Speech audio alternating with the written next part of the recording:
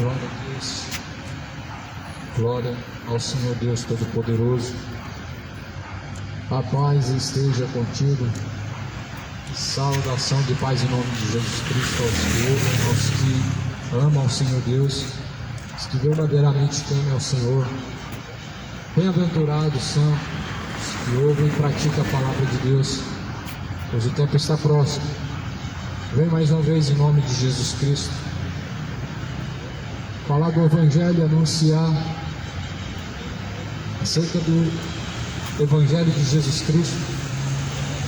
O Evangelho é o poder de Deus para salvar aquele que crê. De sorte que a fé vem por ouvir, e ouvir vem pela palavra de Deus. Quero ler a Escritura, pois toda a Escritura é divinamente inspirada por Deus, é proveitosa para corrigir, ensinar, instruir o homem, para que diante de Deus seja aperfeiçoado e instruído para toda boa obra. Quer Deus que todos cheguem ao conhecimento da verdade, sejam salvos. Quer Deus que todos cheguem ao aperfeiçoamento pleno, estejam aprovados diante do Senhor. A Escritura que eu quero ler, eu leio agora 2 Coríntios, capítulo 6, versículo 11. Ó Coríntios, nossa boca está aberta para vós, o nosso coração está dilatado. Não estáis estreitados em nós, mas estáis estreitados nos vossos próprios afetos. Ora, em recompensa disso, eu falo como a filhos, dilatai-vos também vós. Não vos prendam a um jugo desigual com os infiéis. Porque que sociedade tem a justiça com a injustiça, e que comunhão tem a luz com as trevas, e que concórdia há entre Cristo e Belial, ou que parte tem o fiel com o infiel, e que consenso tem o templo de Deus com os ídolos. Porque vós sois o templo do Deus vivente, como Deus disse: neles habitarei, e entre eles andarei, e eu serei o seu Deus, e eles serão meu povo. Pelo que diz: sai do meio deles, apartai-vos, diz o Senhor. Não toqueis nada imundo, e eu vos receberei, e eu serei para vós pai, e vós sereis para mim filhos e filhas, diz o Senhor Todo-Poderoso. Uma exortação, uma carta escrita de exortação, de instruções.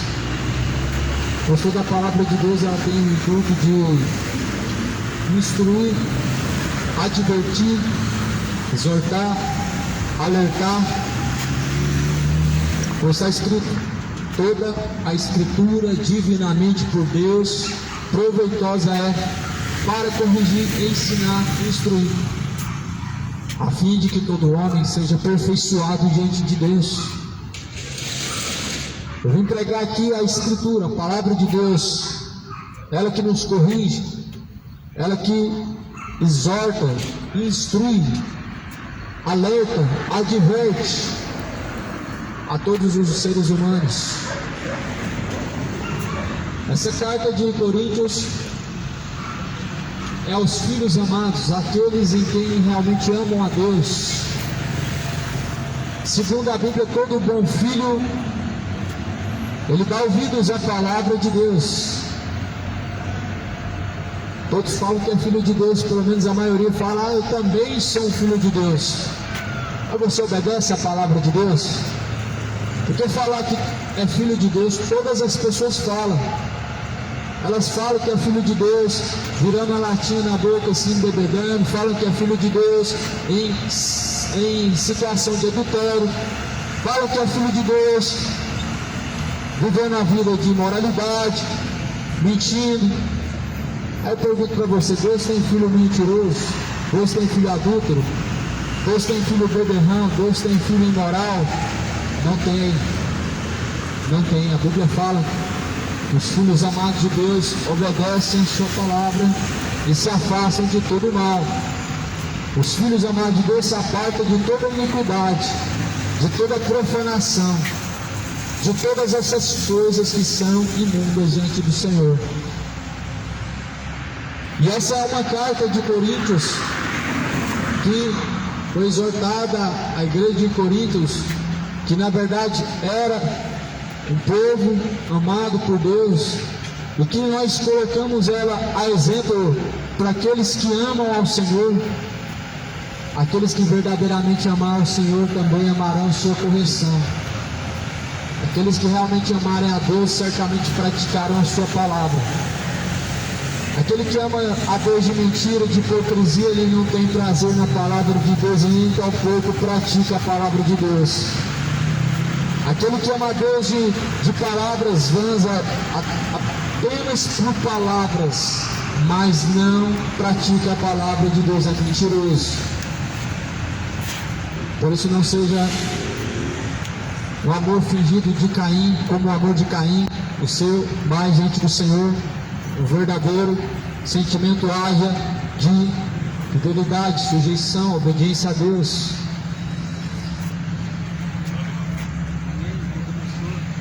A Bíblia fala a recompensa disso como a filhos. Falo como a filhos, ou seja, como filhos. Deus ele trata com exortação, corrigindo. Os filhos de Deus ele corrige, os ímpios ele alerta. Os filhos de Deus eles são exortados. O ímpio ele é advertido, ele é alertado. E a Bíblia fala: não vos prendam a um jugo desigual com os infiéis. Ou seja, eles estão presos, os infiéis, num jugo. Eles carregam um jugo, um peso na consciência, o peso do pecado. E nós não devemos estar presos com o jugo dos infiéis. Porque qual a sociedade tem a justiça com a injustiça? Você pode perceber que Deus não tem sociedade com a justiça, ou melhor, a justiça de Deus não tem sociedade com a injustiça. Só que Paulo está falando um tom de interrogação, de questionamento.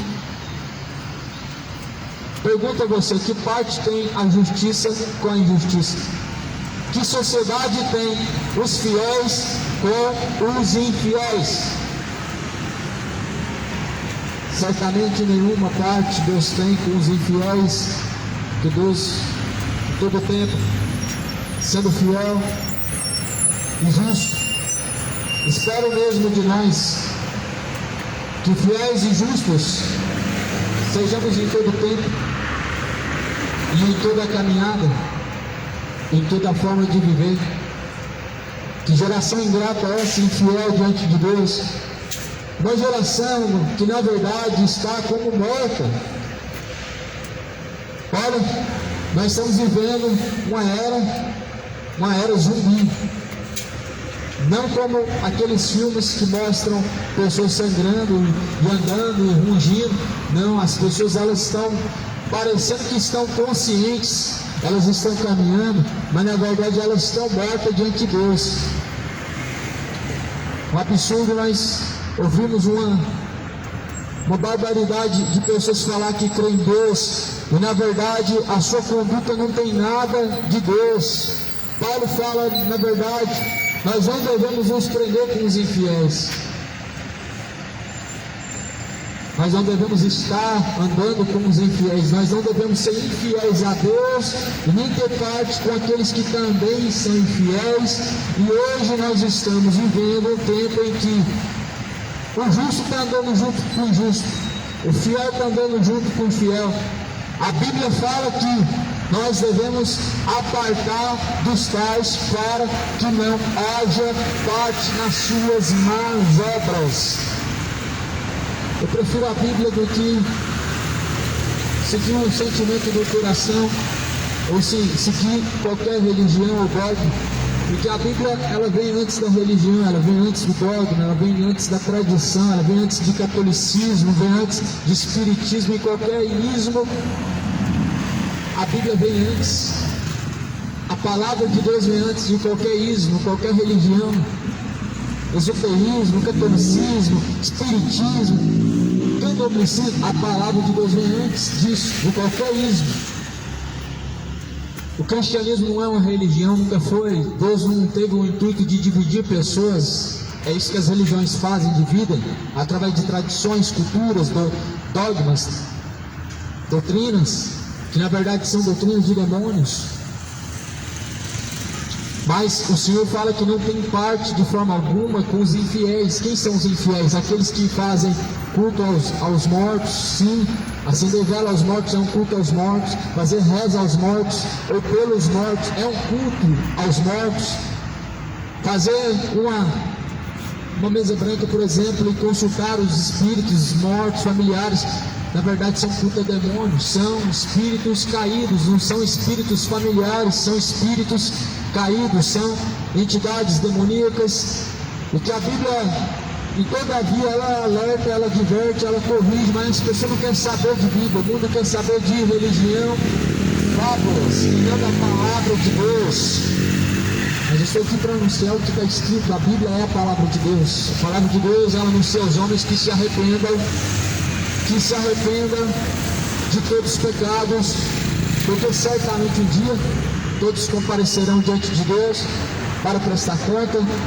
E a Bíblia fala de maneira que cada um dará conta de si mesmo, cada um dará conta diante de Deus de si mesmo, ou seja, de todos os seus feitos, de todos os seus caminhos, suas escolhas e etc. Todos darão conta de si mesmo. Não baseia sua fé numa coisa chamada tradição, em alguma coisa chamada religião, mas a fé vem por ouvir vem pela palavra de Deus. Está escrito em Hebreus que a fé vem por ouvir pela palavra de Deus. E a palavra de Deus, ela ensina que nos últimos dias muitos dariam ouvidos a espíritos enganadores, a doutrina de demônios, tendo a sua consciência cauterizada. Está escrito lá na carta de Timóteo, no capítulo 4, primeiro versículo, diz que as pessoas dariam ouvidos a espíritos enganadores e doutrinas de demônios. Estão com a mente cauterizada. Estão com a mente cauterizada e por isso não podem receber a palavra do Evangelho, a mensagem verdadeira e pura.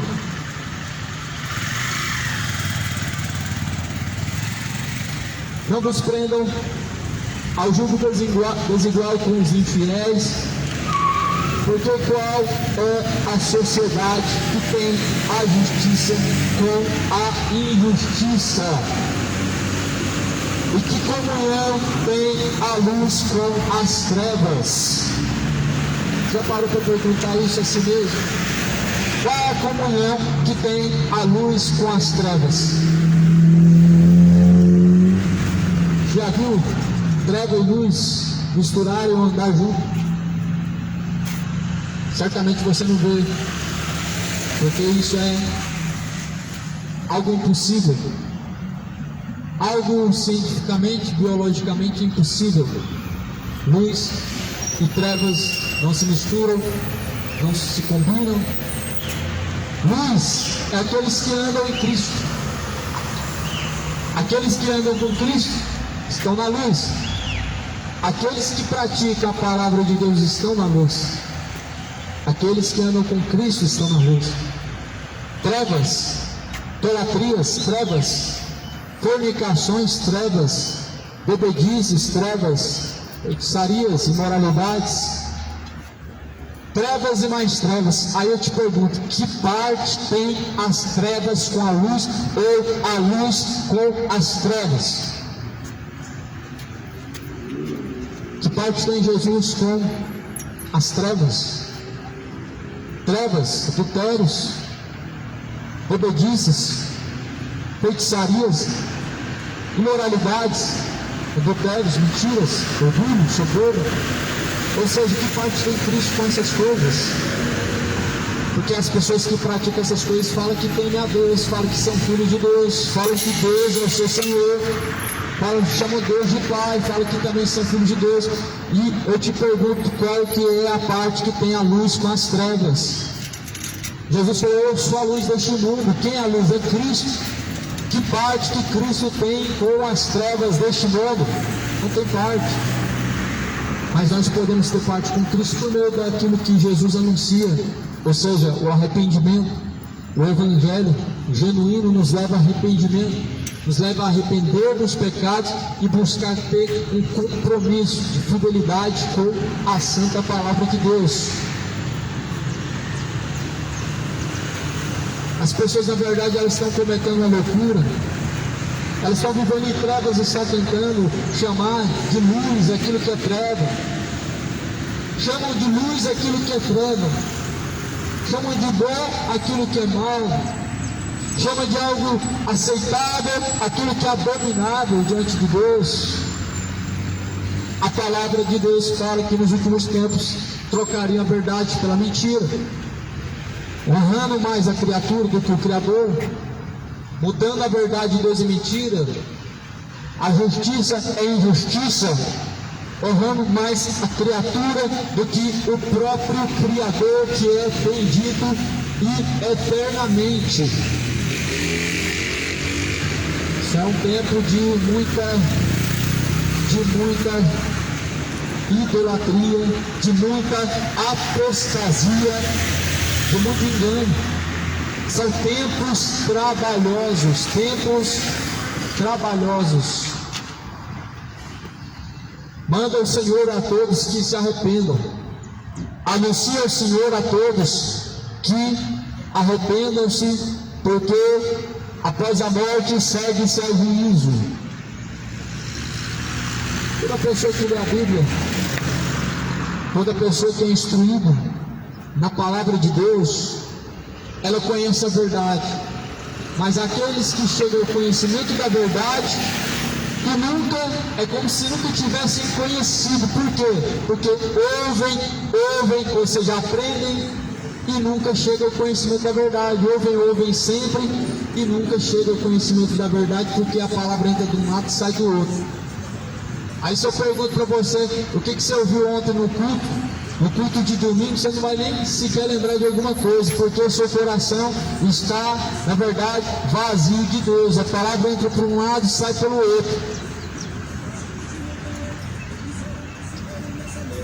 Eu pergunto aos que me ouvem, o que é a palavra de Deus para você? Para algumas pessoas a palavra de Deus é tratada como um amuleto. Você vê a Bíblia em cima do painel de carro aberto, em salmo. Você vê a Bíblia aberta em casa, em salmo, parecendo um amuleto. Usam supersticiosamente a Bíblia como se fosse um amuleto supersticioso para espantar o mal.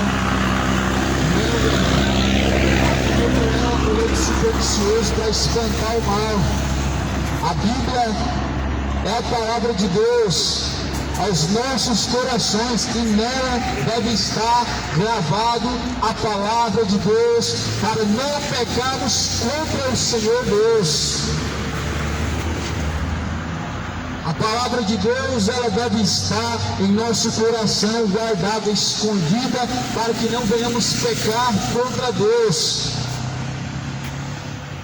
A palavra de Deus, ela tem eficácia quando ouvimos e praticamos.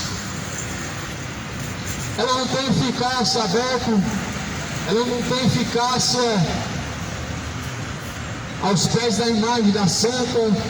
A eficácia da palavra de Deus é quando ela entra no nosso coração e nós entendemos o que a Bíblia está dizendo como instrução de Deus, e nós começamos a praticar aquilo que a Bíblia nos instrui a praticar. Aí sim essa palavra começa a ter poder sobre nós.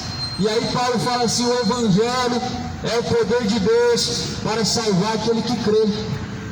Agora, se você pegar essa Bíblia e colocar ela ali nos pés da estátua, ela não vai ter poder nenhum.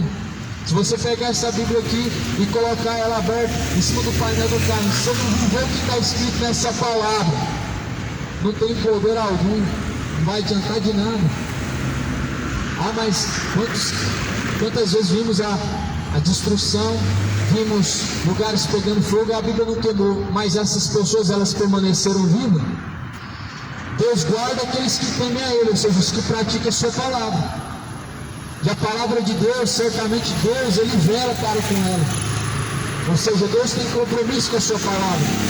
É claro que uma Bíblia não vai pegar fogo no meio de um incêndio, porque a palavra de Deus, ela tem o amparo de Deus, mas aqueles que praticam a palavra de Deus também têm o amparo de Deus, têm a proteção de Deus. Não é o salmo aberto que tem poder, é você entender o que o salmo diz e praticar o que o salmo diz que tem poder.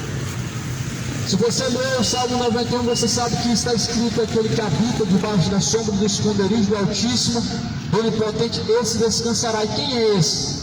Aquele que caminha com Deus. Ou seja, aquele que caminha com Deus, esse Deus Ele guardará, essa é a promessa. Ou seja, o Salmo 91 não é uma oração supersticiosa, mas ali Deus está declarando que guarda aqueles que praticam a sua vontade, que caminham com Deus, estão debaixo da sombra do Onipotente. Quanta superstição nessa geração, as pessoas na verdade vivem debaixo de superstição. Você talvez ache que não tem nada demais uma superstição, sim, a superstição é pecado, sim, declarado diante da Bíblia, pela palavra de Deus, sim. A superstição é o mal deste século, é um dos males desse século. Tudo que é religiosizado torna-se supersticioso, torna-se mal, torna-se corrompido. Mas boa é a palavra de Deus para instruir, para ensinar, para corrigir, para redarguir, para instruir o homem todo o caminho diante de Deus. A carta aos Coríntios exorta a santidade, dizendo: qual é a concórdia que há entre Cristo e Belial? Ou que parte tem o infiel com o infiel? Ou seja, Cristo não tem concordância, não tem concórdia com Belial, não tem concórdia com o infiel. Cristo não tem concórdia com o infiel nem com Belial. Nós sabemos que o Belial, segundo a Bíblia, é uma entidade maligna. Tudo que é entidade que diz por aí que tem poder, que faz isso, que faz sinais, faz prodígio, tudo que é entidade que tem poder está fora de Cristo. São entidades malignas. Ou seja, Exu, ou seja, Iemanjá, Pombagira, ou seja, os chamados santos, eles não têm parte com Cristo. Cristo não tem parte com Belial. Esses são Belial, esses não são santos de Deus, esses não são ministros ou anjos de luz, esses não são seres bondosos, mas são Belial, e Cristo não tem parte com Belial. Cristo não tem concórdia com as trevas. Segundo a Bíblia, tudo que é treva é mal, ou seja, tudo que é mal é treva. Mal não é uma situação daquilo que nós reprovamos. O mal, segundo Deus, é aquilo que na verdade ofende ao Senhor Deus. Aquilo que ofende ao Senhor Deus é treva. Aquilo que na verdade ofende aos princípios de Deus, isso é treva. Você já viu Deus desfazer um casamento para começar outro casamento? Já viu isso em algum momento na Bíblia? Deus desfazer um e fazer outro. Não é a Bíblia, a palavra de Deus, ela não diz: não adulterarás. Aquele que deixar a sua mulher casar-se com outra comete adultério. Mas vivem pelos terrores, buscando desfazer casamento para fazer outro casamento, destruir um casamento para poder levantar outro casamento. Aí eu pergunto para você, Cristo está onde? Cristo está nisso? A Bíblia fala que não. A Bíblia fala que Cristo não tem parte com Belial. Belial é tudo aquilo que fere os princípios de Deus, é tudo aquilo que contraria a vontade de Deus. Geração incrédula, geração que aborrece a Deus, se arrependam, porque o dia do Senhor ele vem ardendo como chamas de fogo. O Senhor Deus anuncia a todos os homens, a todos nós que venhamos a se arrepender, porque Deus determinou um dia em que Ele há de julgar o mundo, deixou certeza disso, ressuscitando a Jesus Cristo dentre os mortos. Jesus foi um sinal do juízo em que virá sobre cada um de nós, e nós devemos chegar ao conhecimento de nossos pecados para que venhamos a arrepender. Por isso que nós hoje precisamos ouvir uma palavra de advertência e correção, para que nós possamos lamentar as nossas misérias, os nossos pecados, e venhamos a abandonar tais práticas malignas e perversas diante do Senhor Deus, o Todo-Poderoso, que quer que todos cheguem ao conhecimento da verdade e venham salvar-se desta geração perversa, desta geração corrompida. Cristo não tem concórdia com Belial. Adianta colocar a imagem de Jesus de um lado, do outro lado colocar a imagem de Exu, se Cristo não tem parte com Belial. Se Cristo não tem parte com Belial, o que adianta falar de Jesus e falar que Deus está no seu coração, mas você vai sentar naquela mesa do bar e você vai idolatrar aquele time, e aí você vai falar que Deus está no seu coração e você vai estar mentindo. Cristo não tem parte com Belial. Belial é aquilo que fere a vontade de Deus. A Bíblia fala: ficaram de fora os bêbados, os feiticeiros, os idólatras, mentirosos. Então, como que eu posso dizer para você que é algo saudável você se embebedar, é algo saudável você praticar isso aqui, sendo que a Bíblia fala que os tais não têm parte no reino de Deus? Então, certamente todos os homens precisam arrepender-se urgentemente, porque o salário do pecado é a morte. O salário do pecado é a morte. O dom gratuito de Deus é a vida eterna aos que buscam.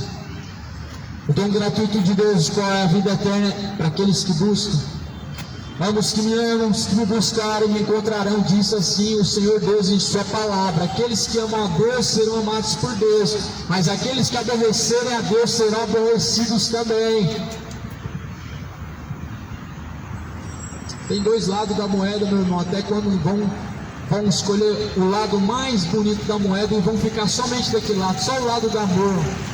É só a bênção, é só a vitória. E aí você vai ficar escondendo o outro lado da moeda. Que Deus é o justo juiz, que Deus ele pune, que Deus corrige, que Deus lança no inferno. Não, Jesus só é amor, só salva. E não tem a condenação e não haverá o juízo de Deus, criatura. Então certamente Deus não é só amor. Mas o fato de Deus julgar e ser um justo juiz não significa que ele deixou de ser amor e se tornou um Deus perverso. Nunca houve isso em Deus.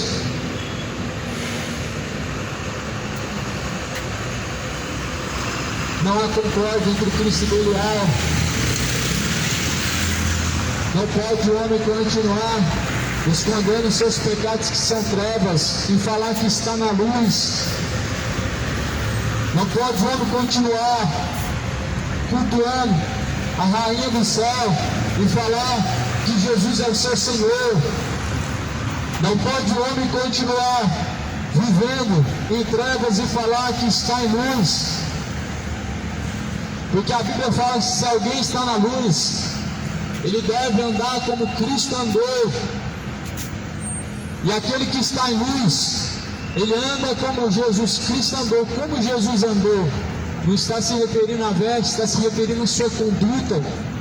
Está se referindo à conduta de Cristo, à pessoa de Cristo. Ensina a piedade, a misericórdia, ensina a justiça, ensina tudo que se refere à verdadeira palavra de Deus. Cristo não folga com a injustiça. não folga com a impiedade. Cristo não tem parte com as trevas.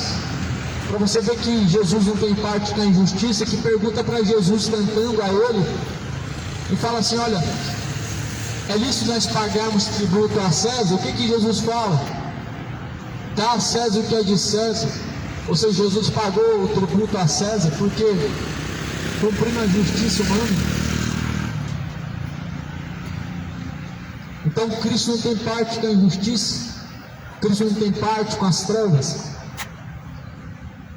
Mas eis que está cheio de cristãos, falsos cristãos, que são concordantes com as trevas, concorda, passa pano para o adultério, passa pano para a mentira, para tudo que é coisa errada, estão vivendo debaixo de trevas e falando que estão andando em luz. Aquele que passa pano para o pecado e finge que não vê, está vivendo em trevas. Sabe por que a luz, ela é assim, ó, ela acendeu agora, você está automaticamente enxergando tudo na claridade, e o pecado do homem, pela palavra de Deus, ele é exposto, porque é uma luz que se acende e que faz você enxergar aquilo que está escondido. Mas eis que as pessoas, elas tapam os olhos para não ver os seus pecados. Mesmo a luz iluminando os seus pecados, mesmo a luz mostrando onde que está a iniquidade, para que veja e se arrependa, ou tapa os olhos para não ver, tapa os ouvidos para não ouvir. E a Bíblia fala que esses são homens de dura cerviz, que resistem a Deus, só que quando menos perceberem, serão quebrantados. Quando menos perceberem, estarão diante da eternidade. E diante da eternidade restará apenas uma escolha: aceitar aquilo que você cultivou no decorrer da sua caminhada. Porque na eternidade não existe arrependimento, não existe como revogar os danos feitos pelo pecado. Na eternidade não tem como reverter os danos feitos pelos pecados não confessados, não deixados. Por isso que o Senhor Deus anuncia a todos os homens em todos os lugares que se arrependam, porque Ele determinou que vai julgar o mundo. E esse tempo não está longe, esse tempo vem se aproximando.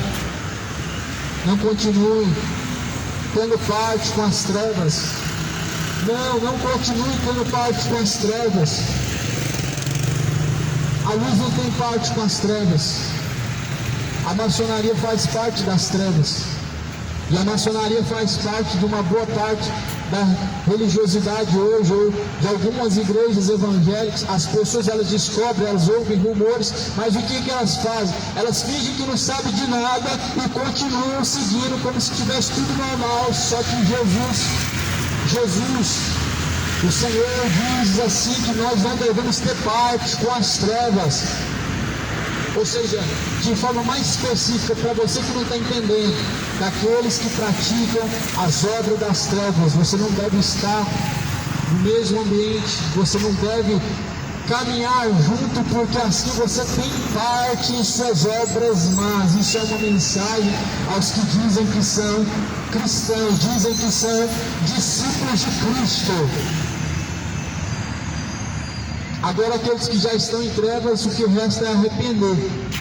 Aqueles que na verdade já estão em trevas, a única coisa que pode ser feita é arrepender, é renunciar às obras das trevas, renunciar o pecado, porque Cristo certamente trará a juízo toda a obra, quer seja boa a obra, quer seja má a obra.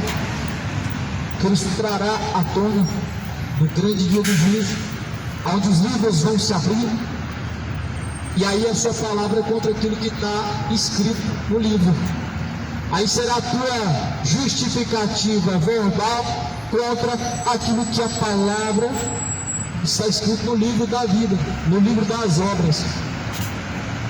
Porque o livro das obras testifica exatamente toda a conduta e tudo que foi feito, tudo que nós estamos fazendo, meu amado irmão, está sendo diante de Deus guardado num memorial chamado Livro das Obras. A Aí lá no livro de Apocalipse, no dia do juízo final, capítulo 20,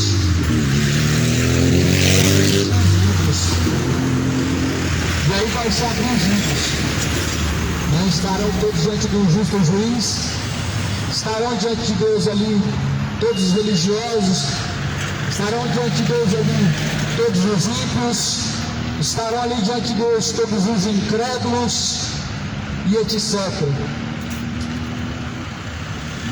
Aí dirão: Senhor, mas em teu nome fizemos maravilhas, fizemos muitas coisas, fizemos prodígios.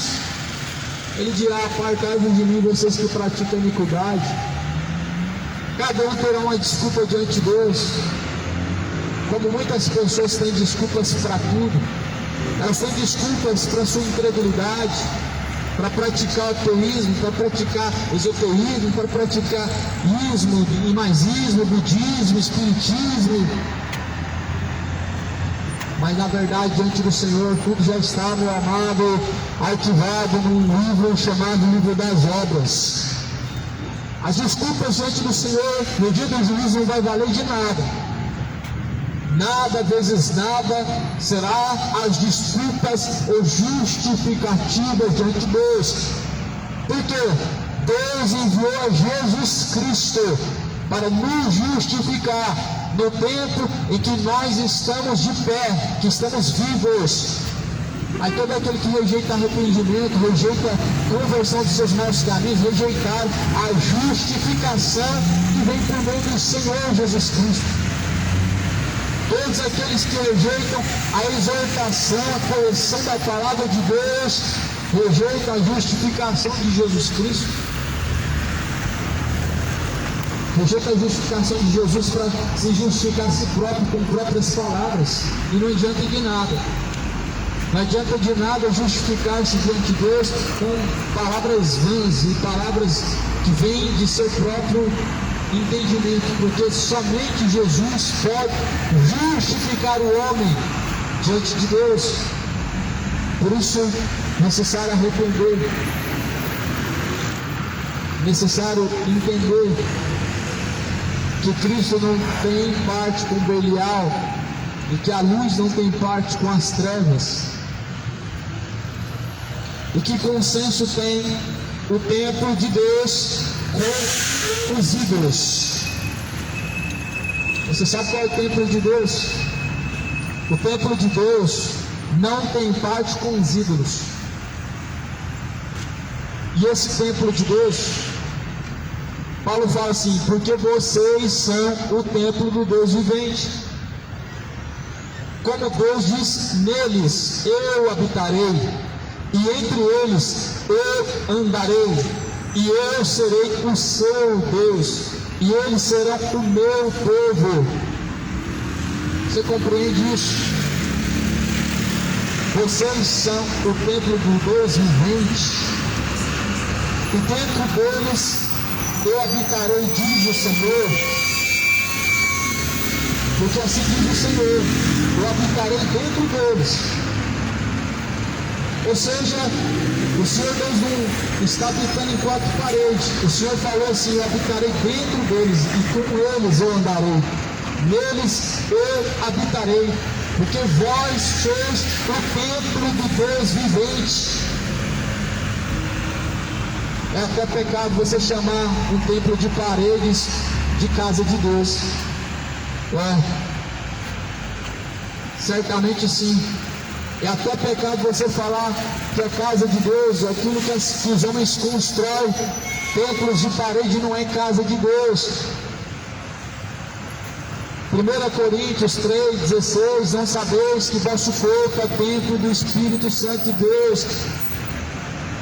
Hebreus capítulo 3: porque vós sois a casa de Deus, ou melhor, Hebreus 3 diz: a qual casa somos nós. Você percebe qual que é a casa de Deus? A diferença de você ser casa de Deus, ao invés de ir para a casa de Deus. Você percebe que é impossível você ir para a casa de Deus, porque só tem dois lugares na Bíblia ou melhor, só tem dois tipos de casa de Deus na Bíblia. Uma é nós e outra lá no Salmo fala: os céus é o lugar de habitação de Deus. Lá em Salmo não fala que o céu é a casa de Deus, mas fala que lá é o lugar da habitação de Deus, e nós somos o templo do Deus vivente. Então, se você falar assim que você vai para a casa de Deus, você tem que estar preparado para a morte, então. Porque quando você morrer, você tem que estar preparado para ir para a habitação de Deus. Se não estiver preparado para ir para a habitação de Deus, a casa de Deus, certamente você vai descer ao inferno. Agora, se você falar: iremos adorar ao Senhor, iremos glorificar a Deus, certamente, meu amado, você faz bem, porque Deus deve ser honrado, deve ser glorificado, adorado, exaltado. Mas isso é em qualquer lugar e em todos os lugares. Deus deve sim ser exaltado em todos os lugares. Deus deve ser adorado. Não façam cultos de hipocrisia para Deus. Deus só é adorado quando os homens mandam você adorar, e quando eles adoram também. Deus só é glorificado quando os homens falam para você glorificar e dar um glória a Deus. Você só lê a palavra quando alguém fala: ó, irmão, abre lá em tal capítulo, lê lá, olha lá, vamos ler junto. Você só abre a Bíblia nesse momento. Você só ora quando ele diz: agora vamos orar. Todos nós vamos falar com o Senhor. Meu amado, até quando serão robotizados, serão robôs ambulantes pela terra e não prestarão culto de ação de graças para Deus? E são cultos de hipocrisia. São cultos de hipocrisia. Jesus falou: vocês foram comprados por alto e bom preço. Glorifiquem, pois, a Deus em seu corpo. Você foi comprado por bom preço, meu amado. Glorificar a Deus em seu corpo é em todo lugar. Como assim? Através de sua conduta. A sua conduta, ela está sendo contemplada por milhares e multidões de pessoas. A Bíblia fala que uma grande nuvem de testemunhas, elas nos cercam. Estamos lá trabalhando lá, as pessoas elas estão testificando aquilo que nós estamos fazendo, estamos caminhando, nós estamos sendo observados. O nosso culto para Deus é visto primeiramente por Deus, e é diante de Deus que nós devemos ter uma boa conduta. Em todos os lugares nós devemos, diante do Senhor, o exaltar na beleza da sua santidade, através de nossa conduta, e não seja somente de palavras. Que a sua adoração não seja somente quando alguém adorar e você vai junto. Que a sua oração não seja quando alguém orar, mandar você orar, e o seu interesse pela palavra de Deus não seja somente quando alguém mandar você abrir a Bíblia. Não seja um robô de homens, mas seja um verdadeiro discípulo amado de Cristo, a quem ama a sua palavra e a sua beleza da sua santidade. Jesus chamava os discípulos para seguir ele, sim ou não? Ele falou assim: se alguém quiser vir após mim, se alguém quer vir após mim, negue a si mesmo, tome a sua cruz. Jesus chamou. Jesus falou: se alguém quiser, ou seja, se você quiser, pode vir, mas porém você vai ter que negar a si mesmo. Você vai ter que deixar o orgulho. Ou seja, você vai ter que negar a si mesmo, a sua avareza. Você vai ter que negar a sua soberba, a sua idolatria, a sua bebedice. Se alguém quiser vir após mim, disse Jesus, negue a si mesmo, tome a sua cruz e siga-me. Se Jesus chamou as pessoas para poder seguir a ele ou não? Não chamou. Mas se alguém quiser seguir Jesus, certamente ele vai seguir porque ele ama. Certamente ele vai seguir porque ele entendeu quem é Deus e o que Deus tem para oferecer ao homem. Agora, se alguém quer seguir Jesus, ele segue a Jesus de espontânea vontade. Os discípulos seguiam Jesus, estavam orando com Jesus, estavam pregando junto com Jesus por espontânea vontade. E eles, na verdade, eles anunciavam a mensagem do Evangelho, do Reino de Deus, por espontânea vontade. Agora eu te pergunto, você está lendo a Bíblia no culto por espontânea vontade mesmo? Será que quando você lê a Bíblia, você lê ela na sua casa, você tem a mesma vontade de ler a palavra de Deus na sua casa, ou só abre quando alguém manda você abrir lá e ler todo junto dentro da denominação? Porque se você não tiver uma espontânea vontade diante de Deus, no que faz, ou seja, em conhecer a Deus, em praticar a palavra de Deus, você não ama a Deus e nunca conheceu o real propósito de Jesus Cristo na terra. Quantas pessoas já leram a Bíblia? Você lê a Bíblia quantas vezes? Sabe por quê? Porque as pessoas não têm uma espontânea vontade diante de Deus, elas não entenderam o propósito de Jesus e por isso não causam em seu coração sede e desejo profundo em conhecer. Nós temos uma geração, vemos uma geração dependente, faz o que manda e se não manda não faz, mas Jesus falou assim, que se nós fazemos tão somente aquilo que Ele nos manda fazer, assim nós somos chamados servos inúteis. Somos servos inúteis quando somente fazemos aquilo que o Senhor manda fazer. Agora imagina, se uma pessoa não faz nem aquilo que o Senhor manda fazer, se uma pessoa fazendo somente aquilo que Jesus manda fazer, ela é um servo inútil. Imagina alguém que não faz nem aquilo que Jesus manda fazer. Não é servo, nem inútil. Que servo ele é? Se alguém faz somente aquilo que Jesus manda, ele já é um servo inútil. Ou seja, nós devemos fazer além daquilo que Jesus manda fazer. Se Jesus mandou pregar o Evangelho, certamente sim, nós devemos pregar o Evangelho a todo tempo. A Bíblia fala em tempo, fora de tempo, porque chegará tempos em que não darão ouvidos à sã doutrina, mas se apostatarão da fé. Bem-aventurados são aqueles que ouvem e são aqueles que guardam as palavras da profecia deste livro. Este livro é a profecia da palavra de Deus. As profecias deste livro, elas devem ser praticadas, porque elas são um aviso, um alerta de Deus para nosso tempo. Olha o que a Bíblia fala para aqueles que na verdade estão no meio de uma corrupção, uma chamada Babilônia religiosa. Olha o que a Bíblia fala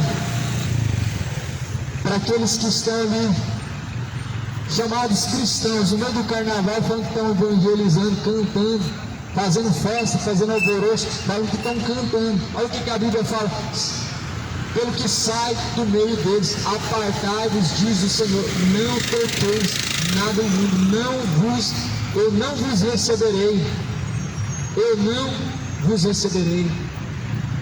Sai do meio deles, é o que Deus diz.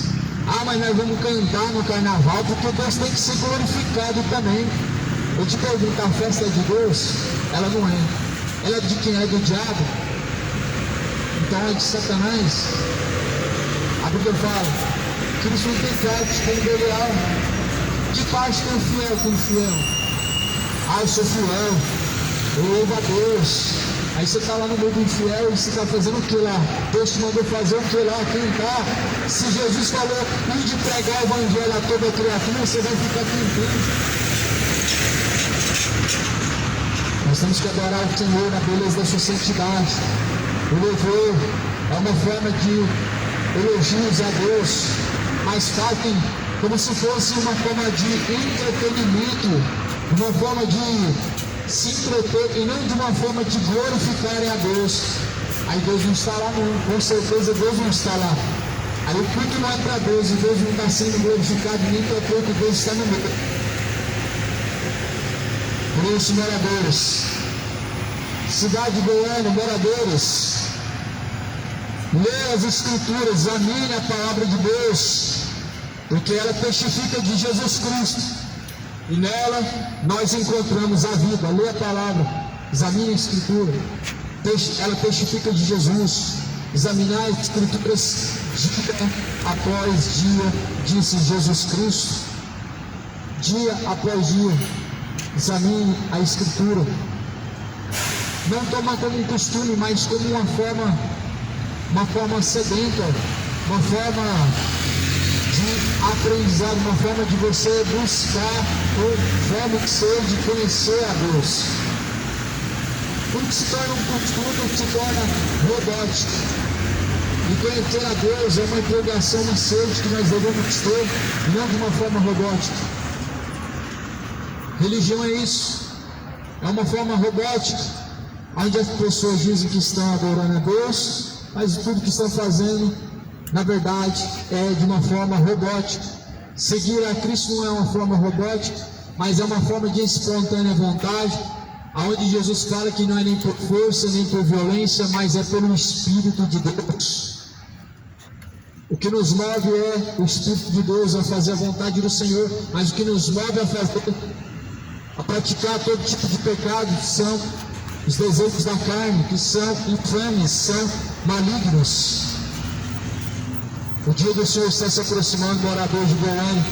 Busca o Senhor de toda força, de todo entendimento, buscai ao Senhor enquanto se pode achar, invocar enquanto Ele está perto. Deixe todos os ímpios os seus maus caminhos e tornem-se ao Senhor, porque Deus é benigno, Deus é longânimo, não querendo que alguns se percam, mas que todos cheguem ao conhecimento da verdade e sejam salvos. Que a paz que excede todo entendimento, a paz de nosso Senhor Jesus Cristo seja e esteja com aqueles que ouvem a mensagem do Senhor. Que o Senhor Deus abençoe.